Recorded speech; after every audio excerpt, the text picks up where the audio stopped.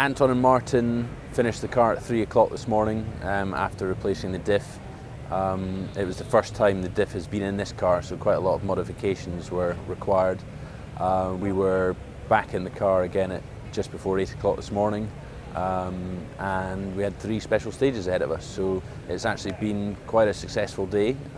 We've won 2 out of 3 special stages, which is great. We're still learning a lot about the car.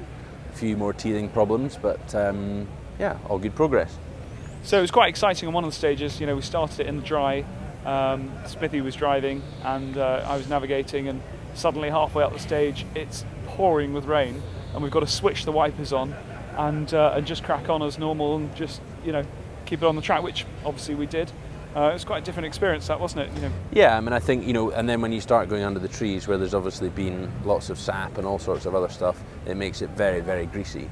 And, you know, we're already in a car that we don't really know.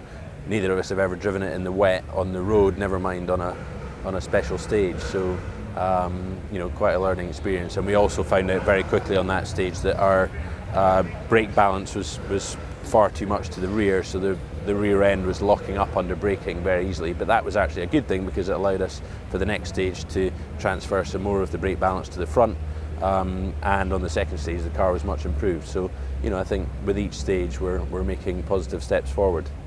I made a mistake today on the second special stage. We were doing really well to that point and we did really well afterwards, but yeah, unfortunately understeered and went off the special stage slightly and into a barrier. Did a little bit of cosmetic damage to the car.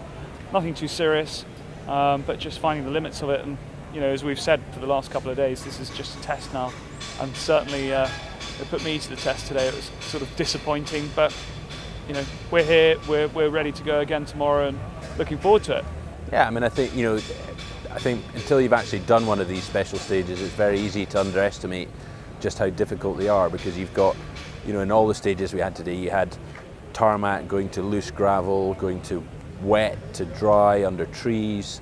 You know, it's very, very difficult to know what's coming up. So, you know, and there are accidents on these stages. It happens. So I think, you know, we got off pretty lightly. And yeah, of course, the last stage, you know, the last stage of the day, there was one car that lost a whole corner of its car because it hit the wall, and another one that went off. Unfortunately, all the guys are okay. One of them's going to be fixed, ready for tomorrow.